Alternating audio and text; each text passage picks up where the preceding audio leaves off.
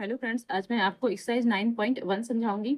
इसमें question number 1 है। आप बुक में देखिए, क्योंकि क्वेश्चन ज़्यादा बड़े बड़े हैं इसलिए मैं लिखूंगी नहीं, आप बुक में ही देख लीजिए। क्वेश्चन नंबर 1 है, सर्कस का एक कलाकार एक 20 मीटर लंबी डोर पर चढ़ रहा है। ठीक है, तो ये जो यहाँ चित्र बना हुआ है साइड में देखिए, ये एक 20 मीटर लंबी डोर है। ठीक है, और ये सर्कस का जो कलाकार है वो इस पे चढ़ रहा है। ठीक है, जो अच्छी तरह से तनी हुई है, मतलब ये बिल्कुल स्ट्रेट है, इसमें लूज नहीं है, मतलब ये ढीली नहीं है, तो ये स्ट्रेट है और भूमि पर सीधे लगे खंभे के शिखर से बंधा हुआ है। तो ये कहाँ बंधा हुआ है? जो भूमि पर सीधे लगे हुए खंभे के शिखर है ना, मतलब ये जो खंभा है इसका शिखर, शिखर मतलब ये, तो यहाँ पर ये वाली डोर यहाँ बंधी हुई है। ठीक है, ये बोला है इसमें। यदि भूमि स्तर के साथ डोर द्वारा बनाया गया कोण 30 हो, तो भूमि का स्तर तो ये है भाई, जमीन तो यही है ना, तो भूमि का जो स्तर है यहाँ पर ये जो कोण है वो 30 डिग्री का, और इसमें चित्र में बना हुआ भी है। हो तो खंभे की ऊंचाई ज्ञात कीजिए। अब खंभा क्या है? खंभा ये वाला है, इसकी हमें ऊंचाई ज्ञात करना है। तो आपको ये क्वेश्चन समझ में आ गया? चलिए इसका सोल्यूशन बताते हैं कैसे करना है हमको। तो देखिए, सबसे पहले तो जो दिया है, क्या दिया है? अच्छा, यहाँ पर 30 डिग्री है, ये भी लिख लेते हैं इस चित्र में। यहाँ पर ये 30 डिग्री, ये भी लिख लेते हैं। सबसे पहले हमें क्या दिया है? एसी दे रखा है। एसी है वो हमारा 20 मीटर दे रखा है। और ये जो ए बी है, ए बी हमको फाइंड आउट करना है। क्या? ए बी हमें फाइंड आउट करना है, यही तो खंभा है। ए बी क्या है? ए बी एक खंभा है और ए बी ही हमको फाइंड आउट करना है। ठीक है, चलिए अब देखिए, अच्छा ये जो ये वाला जो ये कोण है, ये 90 डिग्री का होता है, समकोण है। और ये वाला जो कोण है ये 30 डिग्री का है।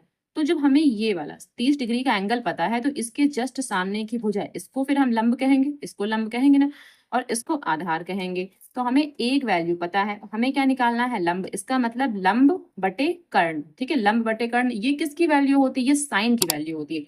यानी कि इसमें हम ये कह सकते हैं कि साइन 30, ठीक है, इज इक्वल्स टू क्या?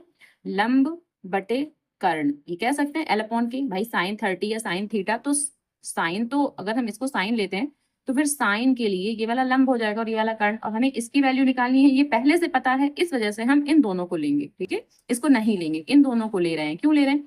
क्योंकि ये हमें निकालना है और ये पहले से पता है, तो लंब बटे कर्ण से काम बन जाएगा, इस वजह से लंब और ये कर्ण, एल अपॉन के। तो साइन 30 और साइन 30 की वैल्यू क्या होती है? 1/2। ये साइन 30 की वैल्यू होती है 1/2। ठीक है, और लंब, लंब तो हमको निकालना ही है, यानी कि ए बी। अच्छा, लंब को ए बी लिख सकते हैं भाई, ए बी, ये ए बी दूरी है ना, तो ए बी लिख सकते हैं। और के कितना है? 20 मीटर, तो यहाँ पर हम 20 लिख सकते हैं।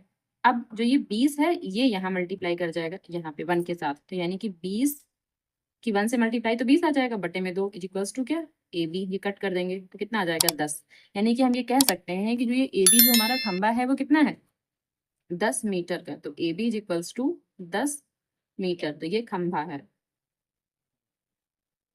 ये हमारा आंसर आ गया। बस ऐसे ही सवाल है जो आपको सॉल्व करने हैं। क्वेश्चन नंबर 2 देखिए बुक में। देखिए, जो क्वेश्चन नंबर 2 है उसमें लिखा हुआ है कि आंधी आने से एक पेड़ टूट जाता है। ठीक है, तो एक पेड़ टूट जाता है, ठीक है, और टूटा हुआ भाग इस तरह मुड़ जाता है। अच्छा, ये जो टूटा हुआ भाग है, मतलब ये थोड़ा सा टूटा है, या तो आधे से ज्यादा या आधे से कम, मतलब ये पूरा पेड़ नहीं टूटा है। क्योंकि अगर पूरा पेड़ टूटा होता तो लिखा होता है कि जड़ सहित उखड़ जाता है, पर ऐसा नहीं लिखा हुआ है। क्या लिखा है? कि आंधी आने से एक पेड़ टूट जाता है, यानी कि या तो आधे से ज्यादा या तो आधे से कम, कुछ ऐसे टूटा है, या फिर आधा ही टूट गया होगा, पता नहीं। कि अब क्या लिखा है कि पेड़ का शिखर जमीन को छूने लगता है, कि जो पेड़ का जो शिखर पॉइंट है, यानी कि जो सबसे ऊपर वाला पॉइंट है, वो जमीन को छूने लगता है और इसके साथ 30 का कोण बनाता है। ठीक है, पेड़ के पाद बिंदु मतलब जहां पेड़ की जड़ें होती है, जहां पेड़ के पैर होते हैं, पाद बिंदु का मतलब पैर, तो पाद बिंदु की दूरी जहां पेड़ का शिखर जमीन को छूता है 8 मीटर है। ठीक है, यानी कि जो पेड़ का जो पाद बिंदु है और जहां वो पेड़ गिरा था और गिरकर जहां जमीन को टच कर रहा था, तो पेड़ के जड़ से, यानी कि पेड़ के पैरों से, और जहां पेड़ का शिखर बिंदु था, तो उन दोनों की जो दूरी है वो 8 मीटर है। तो पेड़ की ऊंचाई ज्ञात कीजिए। चलिए इसका एक चित्र बनाते हैं, आपको समझाते हैं कि चित्र बनाना कैसे है। देखिए, सबसे पहले इसमें क्या लिखा हुआ है,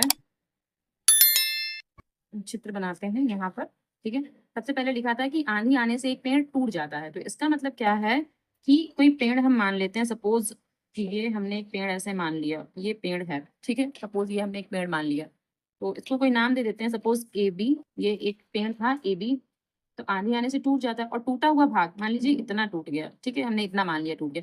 तो अब जो ये भाग टूटा हुआ है, ऊपर वाला पोर्शन, ये भाग ये गिरेगा तो ऐसे ही गिरेगा ना, यानी कि यहाँ से ऐसे गिरेगा, ऐसे ऐसे करके।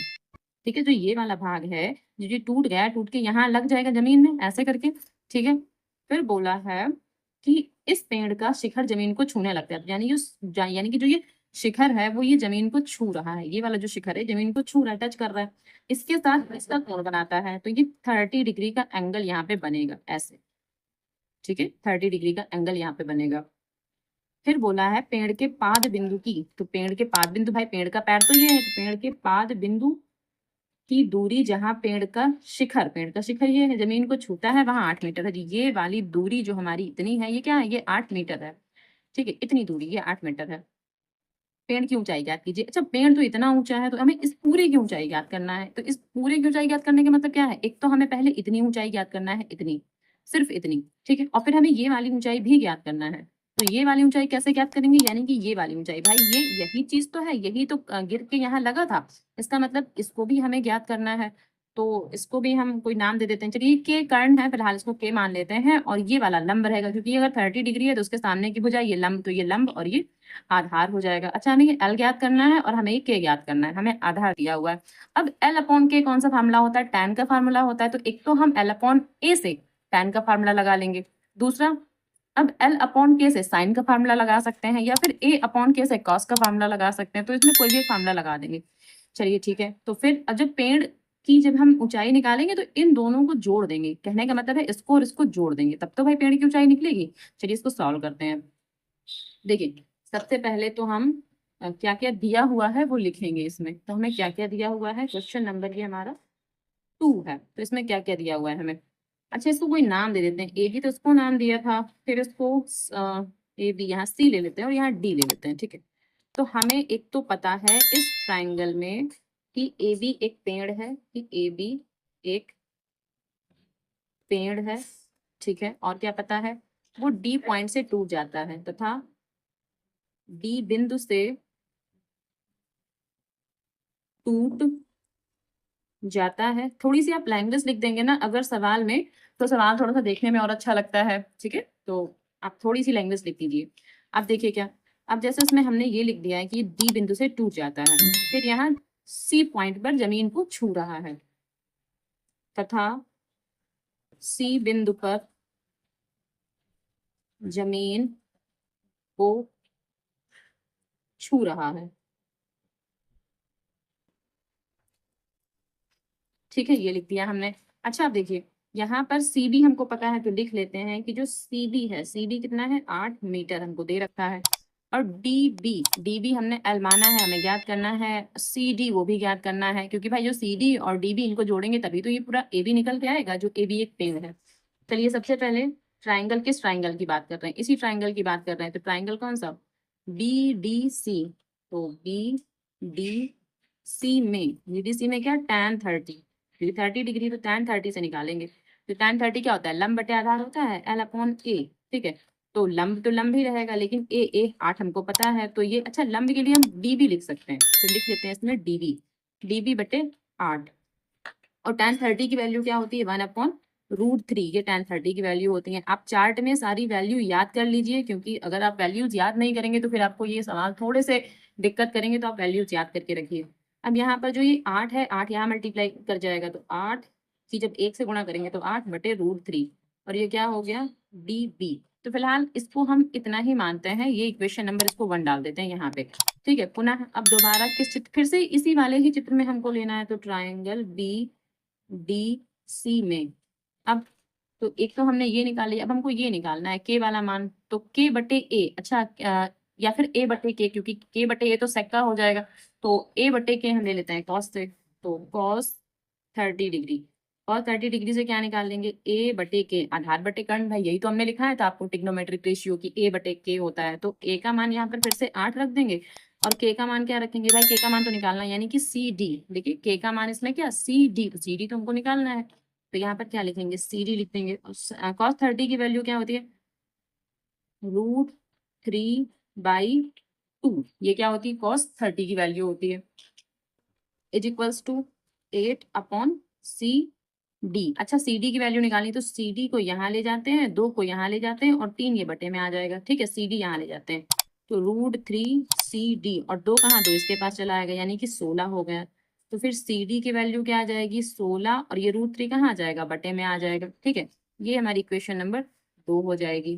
ठीक है, अब देखिए, अब जब ये ए बी पेड़ की लंबाई पूछी थी ना, तो लिखेंगे ए बी बराबर, भाई ए बी बराबर क्या लिखेंगे बताइए, ए बी बराबर हमें क्या लिखना है, ए बी बराबर क्या लिखेंगे, D B plus C D, यही तो लिखेंगे, D B plus C D, यही तो पूरा ए बी पेड़ है हमारा। तो फिर क्या लिखेंगे कि D B plus C D. तो डी बी की वैल्यू हमने अभी अभी यहाँ निकाल के रखी थी, क्या, 8√3 ये निकाली थी, प्लस और सी डी की वैल्यू क्या, 16√3। अब √3 एलसीएम ले लेंगे तो √3 ही आ जाएगा, ऊपर 8 और 16 तो कितने हो जाएंगे, टोटल 24 अपॉन √3। अब क्या करेंगे, अब √3 से ऊपर नीचे मल्टीप्लाई कर देंगे, तो जब √3 से मल्टीप्लाई करेंगे तो यहाँ 24 √3 आ जाएगा, और √3 कितना, 3 हो जाएगा, 3 एकम 3, 3 अट्ठे 24। तो ये हम कह सकते हैं 8√3, यानी कि जो ये ए बी की वैल्यू आ रही, जो पूरा पेड़ है टोटल, वो 8√3 मीटर है। अच्छा, हो सकता है आंसर √3 में दिया हो सकता है आंसर √3 में ना दिया हो। ठीक है, तो इसके लिए हम क्या करेंगे, √3 की वैल्यू रख देंगे। तो √3 की वैल्यू 1.732 होती है, इससे मल्टीप्लाई कर देंगे। तो फिर ए बी के लिए क्या आ जाएगा, 8 दूनी 16, 8 तियां 24 और 1 25, और 8 सत्ते 56, 57, 58, 58 का 8 हासिल 5, और 8 एकम 8 5 13। तो ये हमारा कुल मिला के आ रहा है 13.856 मीटर, या तो फिर ये वाला आंसर दिया होगा उन्होंने। ठीक है, तो ये हमारा आंसर हो जाएगा क्या, कि ये, या तो दोनों को ही ऐसे आंसर डाल दीजिए, उनको जो देखना है वो अपना सेलेक्ट कर लेंगे। क्वेश्चन नंबर 3 है, एक ठेकेदार बच्चों को खेलने के लिए एक पार्क में 2 फिसलन पट्टी लगाना चाहती है। अब इसमें 2 फिसलन पट्टी लगानी, तो या तो इसमें 2 चित्र बना लीजिए, या फिर एक ही चित्र में दोनों तरफ फिसलन पट्टी बनाई जा सकती है। ठीक है, फिर बोला 5 वर्ष से कम उम्र के बच्चों के लिए वह एक ऐसी फिसलन पट्टी लगाना चाहती है जिसका शिखर 1.5 मीटर की ऊंचाई पर हो और भूमि के साथ 30 के कोण पर झुका हुआ हो। ठीक है, जबकि इससे अधिक उम्र के बच्चों के लिए 3 मीटर की ऊंचाई पर अधिक ढाल की फिसलन पट्टी लगाना चाहती है, जो कि भूमि के साथ 60 का कोण बनाती हो। प्रत्येक स्थिति में फिसलन पट्टी की लंबाई क्या होगी, यानी कि हमें 2 अलग अलग फिसलन पट्टी की लंबाई ज्ञात करना है। ठीक है, अच्छा, इसमें 2 चित्र कैसे बन सकते हैं, देखिए आपको चित्र बना के समझाते हैं कि अगर आप इसमें 2 चित्र बनाना चाहते हैं तो अलग अलग कैसे बन सकते हैं। देखिए, कहने का मतलब ये है कि जो 5 वर्ष से कम उम्र के बच्चे हैं, तो उनके लिए ये 1.5 मीटर की ऊंचाई रहेगी। ठीक है, ऊंचाई कम रहेगी 1.5 मीटर। और ऐसे एक फिसलन पट्टी, ये इसको फिसलन पट्टी बोलते हैं, ये ढाल बना देते हैं जिसको। तो ये 30 मीटर के एंगल पर झुकी हुई है। ठीक है, तो पहला चित्र तो ये बन जाएगा। तो दूसरा चित्र कैसे बनाना है हमको, ये ऐसे।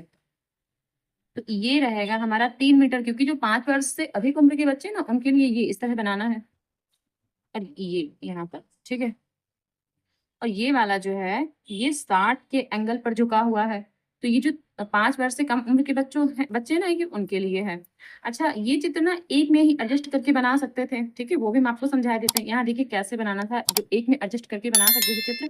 जैसे ये मान लीजिए कि हमने ये बना लिया, तो यहाँ हमने ऐसे चित्र बना लिए, ऐसे, और ये ऐसे करके। तो जो ये वाली यहाँ तक हुई ना, ये पूरी हो जाएगी 3 मीटर, और ये वाली हो जाएगी 1.5 मीटर। ठीक है, और यहाँ 60 डिग्री और यहाँ कितना, 30 डिग्री। तो ये ऐसे भी हम लोग चित्र बना सकते थे, लेकिन ये चित्र ऐसे बनाइए तो ज्यादा अच्छा रहेगा। वैसे जैसे आपको टिक लगे वैसे बनाइए। चलिए, इसका नाम दे देते हैं A B और C, और इस वाले चित्र को मान लेते हैं D E और F। ठीक है, तो हम इस चित्र से बनाते हैं। चलिए, तो देखिए, सबसे पहले जो ये एंगल है हमारा, जो ये 30 डिग्री का एंगल है, अब ये तो लंब हो जाएगा। अगर हम सिर्फ ए बी और सी की बात करें, ये लंब है, और ये क्या है, ये आधार है, और ये कर्ण है। ठीक है, तो फिसलन पट्टी मतलब ये कर्ण ही तो निकालना है हमको, ये ए सी मतलब ये फिसलन पट्टी, ये कर्ण ही तो निकालना है हमको।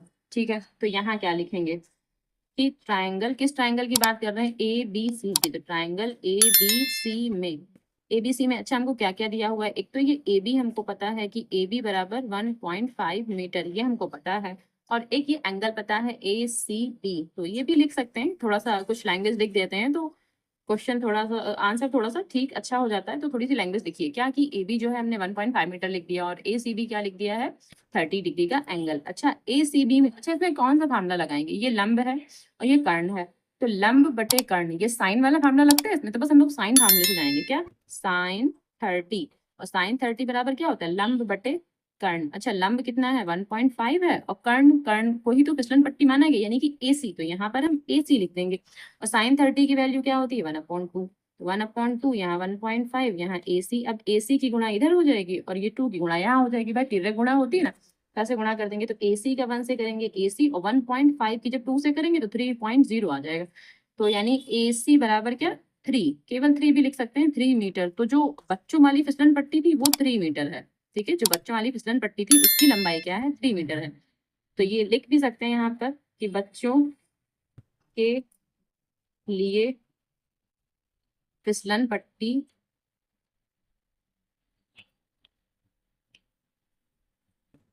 ये बच्चों के लिए फिसलन पट्टी हो गई। अब हम जो ये बड़ा वाला चित्र दिख रहा है इसमें से निकालेंगे, ठीक है, ये वाला चित्र जो ये दिख रहा है इसमें से निकालेंगे। अच्छा इसमें क्या लिखेंगे कि यहाँ पर साइड में लिख लेते हैं कि ट्राइंगल, किस ट्राइंगल की बात कर रहे हैं DEF में, तो DEF में। अच्छा इसमें क्या लिखेंगे, क्या क्या दिया हुआ है इसमें भी भाई DB दे रखा है, वो DE दे रखा है, तो DE क्या 3 मीटर दिया हुआ है, और एक तो हमें एंगल दे रखा है DFE, एंगल DFE ये कितना दिया है 60 डिग्री दे रखा है। तो बस इसमें भी वही क्या, अब ये देखो ये हमें लंब दिया हुआ है और ये कर्ण होता है और यही फिसलन पट्टी निकालना है, तो लंब बटे कर्ण क्या साइन होता है, तो बस क्या लिख देंगे साइन 60, यहाँ साइन 60 की वैल्यू रखना, तो साइन 60 इज इक्वल्स टू लंब बटे कर्ण। तो साइन 60 की वैल्यू क्या होती है √3/2, भाई साइन 60 का जो मान होता है वो होता है √3/2, और लंब लंब हमें 3 पता है, और कर्ण कर्ण अच्छा इसमें है क्या DF, तो DF लिख देंगे इसको DF, ठीक। अब क्या करेंगे इसकी तिर्यक गुणा कर देंगे, तिर्यक गुणा करने का मतलब है DF यहाँ चला जाएगा और ये यहाँ चला जाएगा, तो लिखेंगे √3 DF इज इक्वल्स टू क्या 3 दूनी 6, तो DF इज इक्वल्स टू 6, और ये जो √3 है ये बटे में आ जाएगा। अब √3 से ऊपर नीचे मल्टीप्लाई कर देंगे, तो इससे क्या हो जाएगा कि 6 की जब √3 से करेंगे तो 6 √3 आ जाएगा, और यहाँ √3 तो 3 बन जाएगा, यहाँ पर 3 एकम 3 3 दूनी 6, तो कह सकते हैं 2√3 मीटर। अब √3 की या तो वैल्यू रख लेंगे या फिर ऐसे ही आंसर छोड़ देंगे। तो अगर हम वैल्यू रखेंगे तब क्या हो जाएगा 2 गुणे 1.732, क्योंकि √3 की जो वैल्यू होती है ना वो 1.732 ये होती है। तो बस इसकी गुणा करेंगे तो क्या आ जाएगा 2 दूनी 4, 2 3 6, 2 7 14 और 2 एकम 2 और 1 3, तो ये हमारा आ गया मीटर। तो ये जो 5 वर्ष से जो बड़े बच्चे हैं उन बच्चों के लिए ये जो फिसलन पट्टी की लंबाई होगी वो ये हो जाएगी। तो यहाँ पर ये भी लिख सकते हैं कि 5 वर्ष से बड़े बच्चों के लिए फिसलन पट्टी, बस ये वाला आंसर हो जाएगा। तो एक ये आंसर हो गया इसमें हमारा और एक ये वाला आंसर हो जाएगा, ठीक। अब देखिए क्वेश्चन नंबर 4 है कि भूमि के एक बिंदु से जो मीनार के पाद बिंदु से 30 मीटर की दूरी पर है, यानी कि कोई मीनार है और भूमि यानी पृथ्वी है, तो दोनों की जो दूरी ले रहे हैं हम लोग, ठीक है, वो कितनी 30 मीटर ले रहे हैं। तो भूमि के एक बिंदु से जो मीनार के पाद बिंदु से 30 मीटर की दूरी पर है बोला है। फिर बोला मीनार के शिखर का उन्नयन कोण 30 डिग्री है, तो मीनार के शिखर का जो उन्नयन कोण है वो 30 डिग्री है, मीनार की ऊंचाई ज्ञात करना है। ठीक है, जो उन्नयन कोण कहते हैं किसे हैं, अभी आपने इतना पढ़ लिया, इसमें उन्नयन कोण कई बार आया, तो उन्नयन कोण किसे कहते हैं, उन्नयन कोण का मतलब ये होता है, अच्छा उन्नयन कोण किसे कहते हैं, उन्नयन कोण का मतलब ये होता है जब हम नीचे से ऊपर की ओर देखते हैं तो जो ये वाला नीचे कोण बनेगा उसको उन्नयन कोण कहते हैं, ठीक है, और जब ऊपर से हम लोग नीचे की ओर देखते हैं तो वो अवनमन कोण होता है। तो जहां पर अवनमन कोण होगा मतलब समझिए हम ऊपर खड़े हैं और नीचे की ओर देख रहे हैं तो वो अवनमन कोण होगा, लेकिन जब उन्नयन कोण की बात करेंगे तो हम लोग नीचे खड़े हैं और ऊपर की ओर देख रहे हैं तो वो उन्नयन कोण होता है। ठीक है, तो इसका चित्र भी बहुत ही सिंपल सा है, चलिए हम चित्र इसको बना के आपको समझा देते हैं। ठीक है, तो भूमि के एक बिंदु से जो मीनार के पाद बिंदु से 30 मीटर की दूरी पर, अच्छा भूमि में कोई बिंदु ले लेते हैं, सपोज हमने ये एक पॉइंट ले लिया और यहाँ पर कोई मीनार है, तो मीनार ये हमने बना ली एक ऐसे करके, ठीक है, तो ये हमने इसको मीनार बना लिया। भूमि के बिंदु से मीनार का जो पाद बिंदु है, तो मीनार का पाद बिंदु यही है, वो 30 मीटर की दूरी पर है, ये बोला है। मीनार के शिखर का उन्नयन कोण, और मीनार का शिखर तो ये भाई मीनार है तो मीनार का शिखर पॉइंट मतलब शिखर मतलब ये ऊंचा पॉइंट जो ऊपर वाला पॉइंट होता है उसको शिखर पॉइंट कहते हैं। तो शिखर पॉइंट जो इसका जो कोण होगा ना एंगल वो कितना है ये इन्होंने बताया है कि 30 डिग्री है, तो हम इसको 30 डिग्री लिखे दे रहे हैं।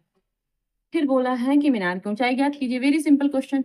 इस मीनार की ऊंचाई को हम h मान लेते हैं और हमें ये h ही ज्ञात करना है, ठीक है। और ये हमारा a दे रखा है और h हमें ज्ञात करना है। अच्छा इसको नाम दे देते हैं a b और ये c हो गया। अच्छा ये बताइए हमें h ज्ञात करना है, a दे रखा है तो h अपॉन a, ठीक है। यानी कि h का मतलब ये लंब, ठीक है, ये लंब कह सकते हैं। तो लंब बटे आधार, लंब बटे आधार क्या होता है, tan ही तो होता है। तो बस आप tan से डायरेक्टली कर सकते हैं। तो इसमें थोड़ी सी लैंग्वेज लिख देंगे कि माना ए बी एक मीनार है, तो ए बी बराबर हमने क्या एच मान लिया फिलहाल के लिए। मीनार की ऊंचाई को हमने एच मीटर मान लिया, ये एच और ये मीटर, एच मीटर मान लिया है। तो अब किस ट्राइंगल की बात कर रहे हैं, ट्राइंगल ए बी सी में। तो ट्राइंगल ए बी सी में क्या लिखेंगे हम लोग कि tan 30। तो tan 30 बराबर ये, अच्छा यहाँ देखिए यहाँ क्या है L अपॉन ए, लंब बटे आधार, यही तो होता है tan 30 की वैल्यू लंब बटे आधार। तो हम क्या लिख लेंगे, लंब बटे आधार लिख लेंगे। और tan 30 की वैल्यू होती क्या है 1/√3, 1/√3 tan 30 की वैल्यू होती है। यहाँ लंब, लंब को हमने h माना है तो यहाँ h लिख लेंगे। अपॉन ए को हमने क्या माना है 30 माना है तो 30 लिख लेंगे। अच्छा 30 यहाँ मल्टीप्लाई कर जाएगा और h यही रहने देते हैं, तो 30/√3 और h यही रहेगा। तो h बराबर लिख सकते हैं 30/√3। अच्छा और इसमें √3 से ऊपर नीचे मल्टीप्लाई कर देंगे, ऊपर भी मल्टीप्लाई और नीचे भी मल्टीप्लाई। तो इसको लिखेंगे, चलिए यहाँ लिखते हैं साइड में, यहाँ से h = 30√3 अपॉन में √3 और √3 मिला के कितना 3 हो जाएगा। तो यहाँ 3 लिख देंगे, 3 एकम 3, फिर यहाँ 3 एकम 3 और 0, तो h बराबर क्या हो जाएगा 10√3। और या तो फिर यहीं पे आंसर छोड़ दिया होगा भाई, ये मीनार की ऊंचाई आ गई, या फिर क्या किया होगा √3 का मान रख दिया होगा। तो 10 मल्टीप्लाई 1.732। बस अब क्या करेंगे h = और ये जो 0 है यहाँ लगा देंगे, फिर 1 2 3, तो 1 2 3 यहाँ पॉइंट लगा देंगे गिन के इस तरह से, ठीक है। ये क्या हो जाएगा हमारा आंसर हो जाएगा ऐसे करके। अच्छा इसमें थोड़ी सी लैंग्वेज भी लिख सकते हैं चाहे तो यहाँ पर कि मीनार की ऊंचाई, मीनार की ऊंचाई =17.32 मीटर। तो यहाँ पर भी आंसर छोड़ सकते हैं, या फिर यहाँ पर भी आंसर सही, या फिर यहाँ पर भी आंसर छोड़ा जा सकता है। क्वेश्चन नंबर 5 है, भूमि से 60 मीटर की ऊंचाई पर एक पतंग उड़ रही है। पतंग में लगी डोरी को अस्थायी रूप से भूमि के एक बिंदु से बांध दिया जाता है।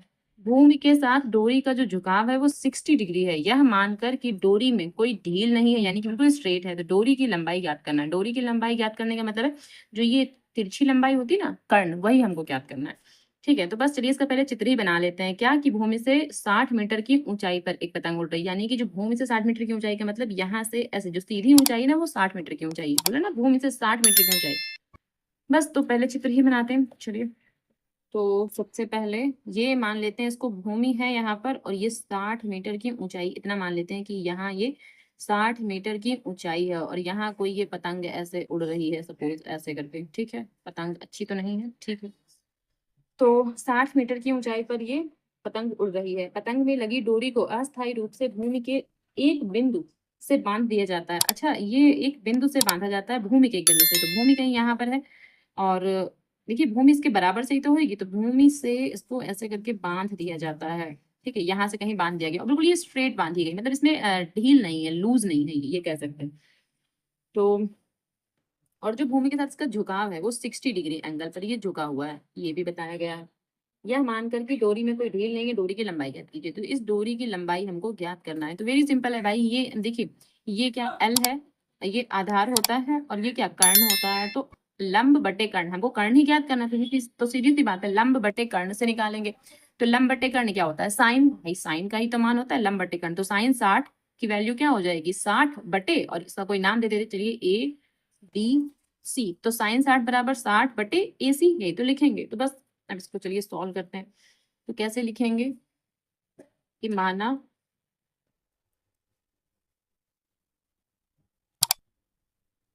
ए बी बराबर 60 मीटर। अच्छा ये माना नहीं, ये तो दे ही रखा है ना हमें 60 मीटर, तो ए बी बराबर 60 मीटर है। और जो एंगल दे रखा है ए सी बी, तो ए सी बी वो कितना दे रखा है 60 डिग्री, ये एंगल दे रखा है। और जो ये पतंग है ए सी, इसकी जो डोरी है वो हमको ज्ञात करना है, डोरी की लंबाई क्या है। तो ए सी जो है ये डोरी को लिख लेते हैं, डोरी ए सी की लंबाई, ये हमको क्या क्वेश्चन मार्क है ज्ञात करना है।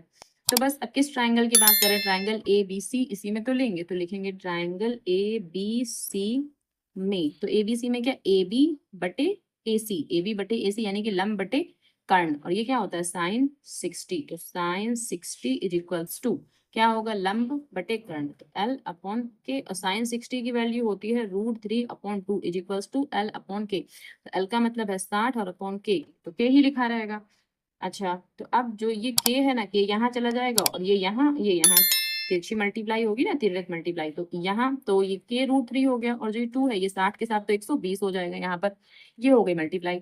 तो के इज इक्वल्स टू क्या 120, और जो ये √3 है ये बटे में आ जाएगा। अब √3 से ऊपर नीचे मल्टीप्लाई कर देंगे, ऊपर मल्टीप्लाई तो नीचे भी मल्टीप्लाई, तो इसको लिखेंगे 120 √3 बटे में क्या, बटे में भी 3, क्यों, क्योंकि √3 मिला के 3 बन जाते, सो कट कर देंगे। तो 40 √3, तो जो के है, के मतलब क्या था ये, अच्छा के को ए सी भी लिख सकते थे, हमने नॉर्मली के ही लिख दिया, चलिए के भी ठीक है, यहाँ ए सी कर लेते हैं के की जगह ए सी।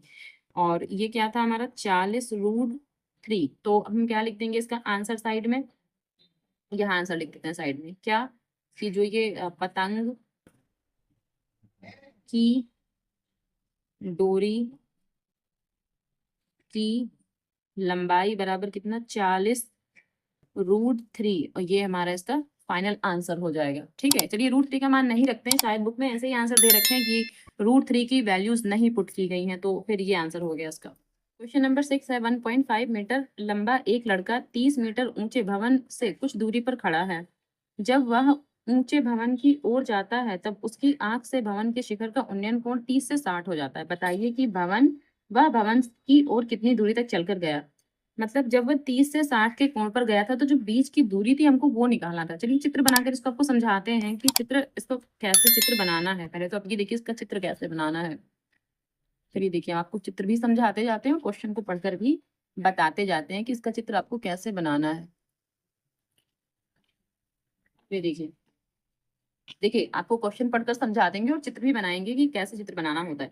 बोला है 1.5 मीटर लंबा एक लड़का, तो यहाँ पर सबसे पहले देखिए लड़के की कुछ लंबाई दे रखी है 1.5 मीटर, तो ये छोटी सी लंबाई इतनी सी हमें बनाना पड़ेगा 1.5 मीटर, क्योंकि ये लड़का है और इसकी लंबाई यहाँ कुछ तो होगी, तो 1.5 मीटर का ये लंबा लड़का हमने मान लिया। तो ये क्या है 1.5 मीटर। लड़का 30 मीटर ऊंचे भवन से कुछ दूरी पर खड़ा है, तो भवन कहीं इधर बना होगा, ठीक है, या भवन कहीं इधर बना लेते हैं, कहीं भवन बनाएंगे इस तरफ या इस तरफ, कि कुछ दूरी है दोनों के बीच में, तो हम इस तरफ भवन बना लेते हैं साइड में। ये हमने बना लिया, मान लिया कि 30 मीटर का ये भवन हो गया। ठीक है, अब बोला है जब वह ऊंचे भवन की ओर जाता है, भवन की ओर मतलब इसी ओर जा रहा है, ये भवन की ओर मतलब इस ओर चल रहा है, ऊंचे भवन की ओर जाता है उसकी आंख से, अच्छा ये आंख से लिखा हुआ है, आंख से का मतलब ये है कि ये जो लड़का है ना इसकी जो लंबाई है ना वो यहाँ से फिर बनाएंगे। अब चित्र यहाँ से नहीं बनेगा, आंख से का मतलब चित्र यहाँ से बनेगा, और अगर यहाँ आंख से न लिखा होता पाद से लिखा होता इसका मतलब चित्र यहाँ से बनता, पैरों से बनता, लेकिन आंख से लिखा है चित्र यहाँ से बनेगा। आंख से भवन के शिखर का उन्नयन कोण 30 से 60 हो जाता है, यानी पहले 30 था, पहले ये जो था ये इतना, अच्छा इतना का मतलब फिर हम ऐसे करके एक लाइन खींच लेते हैं, ये कितना, ये 30 डिग्री था पहले, 30 से 60 हो जाता है। कब 60 होता है, क्योंकि वो भवन की ओर जा रहा है ना, तो भवन की ओर जा रहा है मतलब वो इतनी दूरी चल पाया होगा, यहाँ जाते हुए रुक गया, अब वो 60 हो गया, 30 से 60 डिग्री हो गया। फिर बोला बताइए कि भवन की ओर कितनी दूर तक चलकर गया, तो हमें जो ये बीच की दूरी है ना, बस यही दूरी हमको, ये x निकालना है, इतनी दूरी, सिर्फ इतना, यहाँ से यहाँ तक की दूरी, ये हमको इतना x निकालना है बस। अच्छा उसके अलावा इसको हम थोड़ी देर के लिए y मान लेते हैं, और ये 30 हमको दे ही रखा है बस, तो इसमें फार्मूला कौन सा लगाएंगे। अच्छा एक चीज और देखिए, इसमें ये a मान लेते हैं और इस पॉइंट को हम b मान लेते हैं। भाई जो भवन है उसको हमने a b मान लिया है, और ये जो लड़का है इसको हमने मान लिया ई एफ, चलिए इसको हमने ई एफ मान लिया जो ये लड़का था। तो जब ये ए बी हमारा पूरा 30 है और ये 1.5 है, तो इतना भी तो 1.5 ही होगा ना, भाई इतना अगर हम कहें कि इसको हम मान लेते हैं सी पॉइंट, तो ये सी भी हमारा 1.5 ही तो होगा। तो फिर ये जो भवन की जो ऊंचाई बची, अगर लड़के की आंख से छोड़ दिया जाए, लड़के की लंबाई इसमें से घटा दी जाए, तो जो भवन की ऊंचाई बची वो कितनी बची? 28.5 ही तो बचेगी। क्यों बचेगी? क्योंकि 30 में से 1.5 घटाना पड़ेगा। भाई हमको इतना ही अब लेना है चित्र, इतना नहीं लेना है। तो ये इतना 28.5 हमको लेना है इतना चित्र। ठीक है, चलिए आपको समझाते हैं कि इसको करना कैसे है। देखिए, सबसे पहले ए सी, तो ए सी बराबर कैसे निकालेंगे? 30 माइनस कितना? 1.5। जो वो लड़का है ना, उसकी लंबाई को हमको घटाना है। सबसे पहले उसको घटाकर लिख लेंगे। तो ए सी की वैल्यू क्या आ जाएगी? तो ये 28.5। ठीक है, ये हमारी ए सी की वैल्यू आ जाएगी। अच्छा, आप देखिए, और हमें क्या दिया हुआ है? ये ए, यहाँ अच्छा कोई नाम दे देते हैं, ए सी बी, यहाँ डी, डी नाम दे देते हैं यहाँ पर डी। तो ये जो ये ए डी सी है ना, ये 60 डिग्री का एंगल है। तो लिख लेते हैं ए डी सी एंगल कितना है? 60 डिग्री का। एक और एंगल हमको पता है कि ए ई और सी, ए ई और सी, ये हमको पता है कि 30 डिग्री का है। सबसे पहले किस ट्राइंगल की बात करते हैं? इस वाले ट्राइंगल की बात करते हैं। तो इस ट्राइंगल से निकालते हैं। सबसे पहले तो लिखेंगे ट्राइंगल त्रिभुज ए डी सी में। अच्छा, ए डी सी में अब देखिए, ये 30 दिया हुआ है, ये वाई है, तो हम इसको लंब कह सकते हैं और इसको आधार कह सकते हैं। तो लंब बटे आधार क्या होता है? टैन ही तो होता है। तो क्या लिखेंगे? टैन 60 इज इक्वल्स टू क्या? लंब बटे आधार, यानी कि 30 बटे वाई। तो डायरेक्ट लिखते हैं 30 बटे वाई। ठीक है, और टैन 60 की वैल्यू होती है √3। तो √3 is equals to 30 upon Y, ऐसे लिख सकते हैं इसको। अच्छा, जो ये y है ना, y को यहाँ ले आते हैं और 30 को, ये लिखा है 3 को अपॉन में ले आते हैं। तो फिर y इज इक्वल्स टू, अच्छा एक मिनट, यहाँ 30 तो नहीं लिखना था, क्योंकि हमें सिर्फ इतना ही लेना है ना, क्या 28.5 लेना था। चलिए इसको थोड़ा सा ठीक कर लेते हैं। 28.5 अपॉन वाई, यहाँ पर भी 28.5 अपॉन वाई, तो फिर यहाँ पर भी 28.5 अपॉन √3 ऐसे लिखना है। अच्छा, इसको थोड़ा सा और सॉल्व कर लेते हैं, या फिर चलिए बाद में इकट्ठा ही सॉल्व कर लेंगे। तो इसको इक्वेशन नंबर फिलहाल 1 मान लेते हैं। अब क्या बोला है? अब जो ये वाला ट्राइंगल है, तो ये ए ई सी, अब लिखेंगे ट्राइंगल ए ई सी में, ए ई सी में। तो ए ई सी में अब अगर ये पूरा ट्राइंगल देखते हैं, तो ये लंब है और ये पूरा का पूरा आधार बनेगा। भाई ये पूरा लंब है और ये पूरा आधार बनेगा। तो लंब बटे आधार फिर से क्या बनेगा? tan 30। भाई ये tan की तो फार्मूला बनता है, तो ये tan 30, तो tan 30 इक्वल्स टू लंब बटे ये आधार। तो क्या लिखेंगे इस बार? त्रिभुज ए ई सी में क्या? tan 30 इज इक्वल्स टू, और ये लंब है, इसमें इतना लंब है, तो लंब हमारा कितना है? 28.5। तो इसमें क्या लिखेंगे? 28.5 अपॉन में क्या लिखेंगे? ये 28.5 लिख लिया, और अपॉन में क्या लिखेंगे? ये देखिए x प्लस वाई, पूरा लिखेंगे। तो पूरे का मतलब ये x है और ये y है, तो क्या लिखेंगे? x plus Y. तो यहाँ पर लिख लेंगे x प्लस वाई। अब इसको सॉल्व कैसे करेंगे? √3 की tan 30 की वैल्यू क्या रखेंगे? 1 अपॉन √3। तो यहाँ पर लिखेंगे 28.5 अपॉन में क्या लिखेंगे? x plus Y. तो x प्लस वाई, अच्छा x की तो वैल्यू हमको निकालना है, तो x तो x ही रहेगा, लेकिन y की जगह पर क्या लिख देंगे? तो ये वैल्यू हमने निकाल के रखी ना, ये यहाँ पर लिख देंगे y की जगह पर क्या? 28.5 अपॉन √3। अब सीधे गुणा करेंगे, इसकी गुणा यहाँ और इस पूरे की गुणा इस 1 से कर देंगे। तो जब इस पूरे की गुणा इस 1 से करेंगे तो क्या आ जाएगा? x plus 28.5 upon √3 is equals to 28.5, और ये √3 यहाँ आ जाएगा, तो ये √3 ऐसे हो जाएगा। चलिए अब इस तरफ इसको सॉल्व करते हैं। अब यहाँ से देखिए क्या लिखेंगे कि x इज इक्वल्स टू 28.5 √3, और जो ये वाला पोर्शन है ना, देखिए ये वाला पोर्शन है, ये इस तरफ माइनस में ले जाएंगे। तो यहाँ लिखेंगे क्या? माइनस का 28.5 अपॉन √3। तो बस इसके नीचे एक मान लेंगे और इन दोनों का एलसीएम ले लेंगे। तो जैसे ही एलसीएम ले लेंगे तो क्या आ जाएगा? भाई इन दोनों का एलसीएम लेंगे तो √3 ही आ जाएगा, तो √3 लिख देंगे। अब ये जो √3 है यहाँ मल्टीप्लाई करेगा, यानी यहाँ 3 बन जाएगा, √3 बन जाएगा। √3 का इसमें मल्टीप्लाई करेंगे तो √3 माइनस इसका मल्टीप्लाई इसमें करेंगे, 28.5 मल्टीप्लाई 1। अब क्या करेंगे? अब यहाँ देखिए 28.5 यहाँ भी है और यहाँ पर भी, दोनों से ये कॉमन ले लेंगे बाहर। तो 28.5 तो बाहर कॉमन ले लिया, √3 हमारा 3 बन गया, माइनस और ये 1 अपॉन में क्या? √3। तो इससे क्या बनेगा हमारा 28.5 मल्टीप्लाई, और 3 में से दो एक घटाएंगे, 3 में से अगर एक घटाएंगे तो 2 बचेगा, तो 2 लिख देंगे, यहाँ √3 लिख देंगे।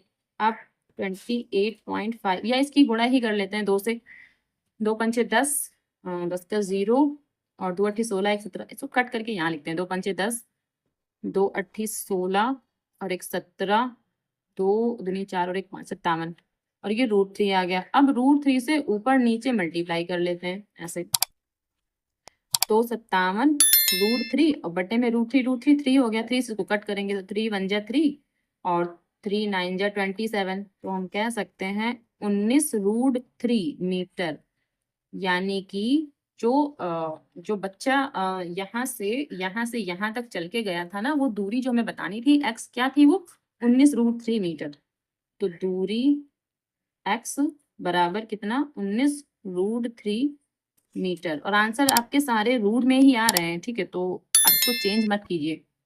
अगर हाँ पेपर में कभी ऐसा लिखा होता है कि √3 का मान, अगर क्वेश्चन में नीचे कहीं साइड में दिया होता है कि √3 की वैल्यू 1.732, उस कंडीशन में फिर आप इसका मान रख दीजिए। चलिए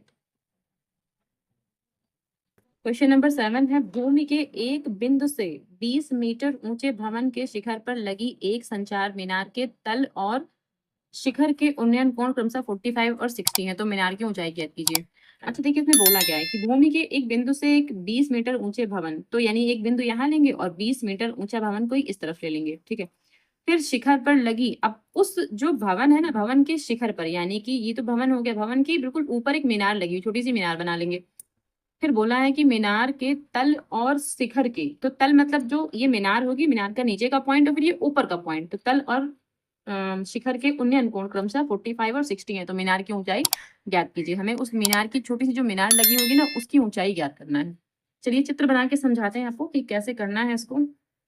सबसे पहले इसका चित्र ही देख लीजिए कैसे बनाना है, कि एक कोई ये बिंदु लेना है भूमि पर, और यहाँ एक ये हमें भवन लेना है, और भवन की ऊंचाई 20 मीटर की हमको पहले से पता है, ये भवन की ऊंचाई, अच्छा इसको ए बी नाम भी दे देते हैं, A B, A B 20 metre हमको पहले से ही पता है। फिर इसके ऊपर एक छोटी सी मीनार लगी हुई है, संचार मीनार, जिसका नाम दिया गया संचार मीनार, ये छोटी सी मीनार है, तो इसको हम सी यानी कि एसी कोई मीनार है ये हमने कहा, ठीक है, एसी कोई मीनार है हमने ये मान लिया।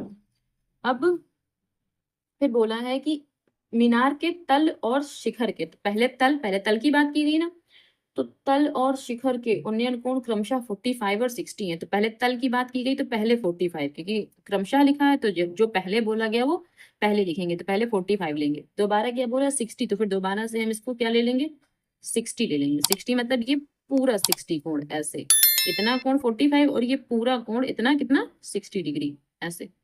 तो ऐसे हमको ये चित्र बनाना है इसका, ठीक है। चित्र आपको समझ में आ गया, आई होप चित्र आपको समझ में आ गया होगा अच्छे से। चलिए अब इसको भी कोई नाम दे देते हैं, ए बी सी, इसको डी नाम दे देते हैं, ठीक। और हमें पूछा गया है कि मीनार की ऊंचाई, अच्छा मीनार तो हमारी ये वाली है ना, तो इसकी ऊंचाई ऊंचाई एच हमको, इतनी की ऊंचाई, केवल इतने की ऊंचाई हमको ज्ञात करना है, ठीक है। चलिए देखिए कैसे करेंगे। सबसे पहले लिखेंगे कि क्या क्या दिया हुआ है, तो लिख लेंगे कि माना मीनार की ऊंचाई बराबर h मीटर, ये हमने माना कि मीनार की ऊंचाई h मीटर है। और हमें क्या क्या दिया है, एक तो ए बी जो ये भवन है, तो भवन ए बी जिसको हमने माना है वो कितना है 20 मीटर, इसकी ऊंचाई हमको पहले से पता है, इसको अच्छा x मान लेते हैं, db को x मान लेते हैं। अब अगर इतने चित्र की बात करें, इस चित्र की बात करें, ठीक है, ये वाले चित्र की, तो ये 45 डिग्री का है, तो ए डी बी, तो किस एंगल में, तो एंगल ए डी बी में, तो एंगल ए डी बी में क्या ले लेंगे tan 45, tan 45 ये लंब और ये आधार, तो 20 बटे x लिखेंगे, 20 बटे x, भाई लंब बटे आधार लेंगे और ये 45 है, और tan 45 की वैल्यू 1 होती है, यानी 1 is equals to 20 upon x। अब x यहाँ चला जाएगा तो x इज इक्वल्स टू 20, तो x की वैल्यू क्या आ गई 20, यानी कि यहाँ पर भी 20 ही आना था, ठीक है। अब जो ये पूरा बड़ा वाला एंगल है हमारा, क्या किस एंगल की बात कर रहे हैं, सी डी बी, भाई अब इस ट्राइंगल की बात कर रहे हैं, तो अब लिखेंगे पुनः इस ट्राइंगल में सी डी बी में, तो सी डी बी में। अब इसमें क्या लेना है हमें, tan 60 लेना है, और ये पूरा लंब हो जाएगा और ये पूरा आधार हो जाएगा। तो tan 60 डिग्री क्या होगा, सी बी बटे बी डी। तो या फिर लंब बटे आधार भी लिख सकते थे, तो हमने लिख दिया सी बी बटे बी डी। ठीक है, ये सी बी लिख देंगे और बटे में बी डी लिख देंगे, तो बी डी ऐसे लिख देंगे। अच्छा आप देखिए, तो tan 60 की वैल्यू √3 होती है, √3, और cv की वैल्यू क्या, अच्छा cv की वैल्यू क्या रखेंगे, h + 20, ये पूरा रखेंगे। तो इतना 20 है, इतना h है, तो क्या रखेंगे h + 20। और जो ये dv है इसकी वैल्यू हमें पता है 20, हमने अभी अभी निकाली है, तो ये क्या हो गया 20। ठीक, अब इसको सॉल्व कर लेंगे, तो ये जो 20 है यहाँ मल्टीप्लाई कर जाएगा, यानी कि √3 और ये कितना 20, तो 20 √3 ऐसे भी लिख सकते थे, h प्लस कितना 20। अब ये जो 20 ना ये यहाँ आ जाएगा, यानी 20 √3 और माइनस कितना ये 20 यहाँ आ जाएगा, इज इक्वल्स टू क्या h। अब इन दोनों से 20 कॉमन ले लेंगे, तो यहाँ √3 - 1 इज इक्वल्स टू h। तो बस हमारा आंसर आ गया। अब हम आंसर में क्या लिख देंगे कि मीनार की ऊंचाई, मीनार की ऊंचाई h बराबर कितना 20 √3 - 1 मीटर। बस ये हमारा पूरा इसका फाइनल आंसर हो जाएगा।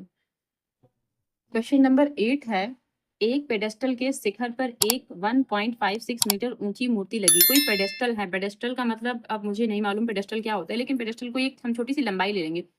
ठीक है, तो पेडेस्टल के शिखर पर 1.6 मीटर ऊंची कोई मूर्ति लगी हुई है।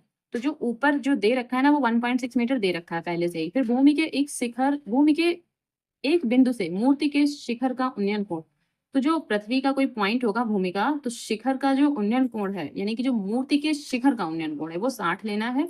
फिर उसी बिंदु से पेडेस्टल के शिखर का उन्नयन कोण वो 45 लेना है। ये जो पेडेस्टल था ना उसके शिखर का उन्नयन कोण 45 लेना है। पेडेस्टल की ऊंचाई ज्ञात कीजिए, तो हमें पेडेस्टल की ऊंचाई ज्ञात करना है। ठीक है, जो हमने क्वेश्चन नंबर 7 किया ना बिल्कुल वैसे ही चित्र बनेगा इसका, सेम टू सेम। बस हमें जो ऊंचाई ज्ञात करना है, इस पर पेडेस्टल की ऊंचाई ज्ञात करना है। चलिए इसका चित्र हम बनाए दे रहे हैं, कैसे चित्र बनाना है।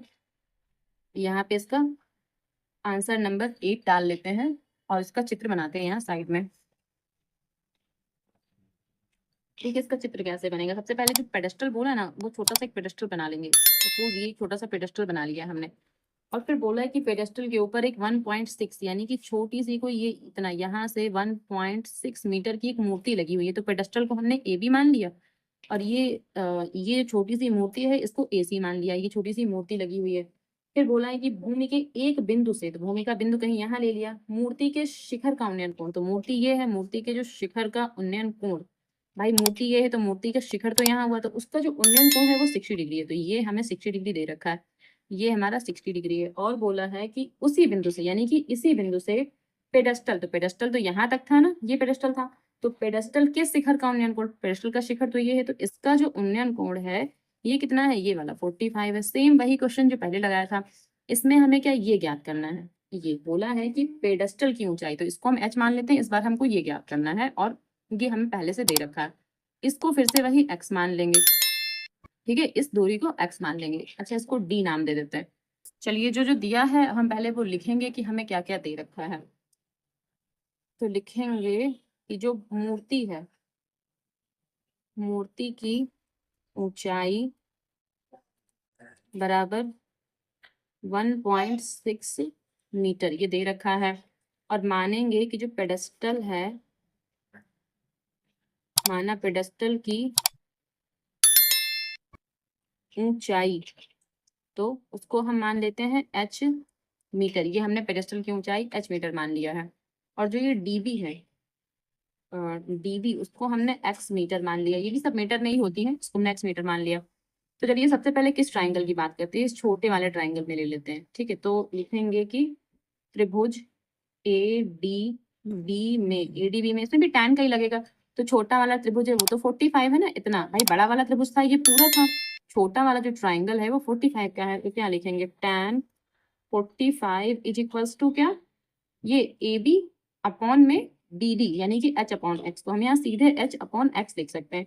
तो इसका मतलब tan 45 की वैल्यू तो 1 होती है ना, तो हम कह सकते हैं 1 is equals to h upon X. अब x यहाँ चला जाएगा तो x is equals to X, h यानी कि जो x है वही h है। यहाँ से हमको ये पता चल गया कि जो x है वही h है, तो जहां पर x की वैल्यू रखनी होगी वहां पर हम h रख देंगे।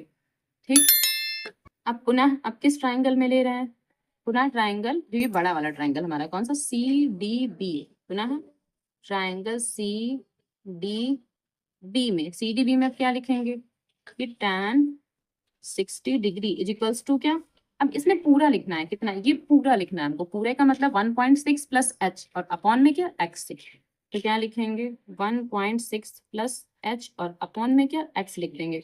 tan 60 की वैल्यू √3 होती है, 1.6 प्लस एच, और h तो हमें निकालना ही है, तो फिर x को रिप्लेस कर देंगे और x की जगह क्या रख देंगे, h रख देंगे इस बार h। ठीक है, अब ये h जब √3 से मल्टीप्लाई करेगा तो √3h बन जाएगा, और यहाँ 1.6 प्लस h, यहाँ से क्या होगा √3h, और h यहाँ इस तरफ आ जाएगा तो माइनस h बन जाएगा, यहाँ क्या 1.6 बन जाएगा।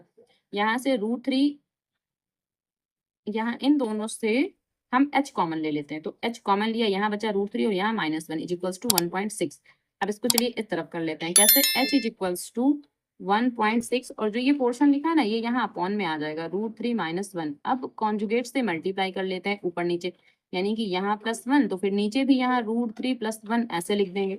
इसको कह सकते हैं 1.6 मल्टीप्लाई √3 + 1, ये तो ऐसे लिखा रहेगा अपॉन में, यहाँ a - b और यहाँ a + b, तो क्या होता है a² - b²। भाई यही तो फार्मूला लगाते हैं कि अगर a - b लिखा हुआ होता है और a + b लिखा हुआ होता है तो यहाँ a² - b², यही तो फार्मूला लगाते हैं। तो फिर ये a² यानी कि √3 का स्क्वायर और -1 का स्क्वायर, तो ये b का स्क्वायर हो गया।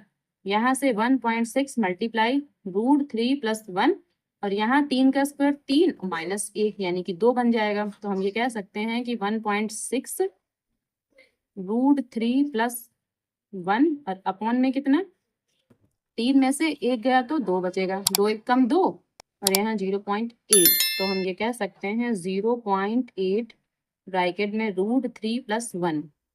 ठीक है, और ये क्या मीटर, तो ये हो गया हमारा h। तो बस अब लिख देंगे कि पेडेस्टल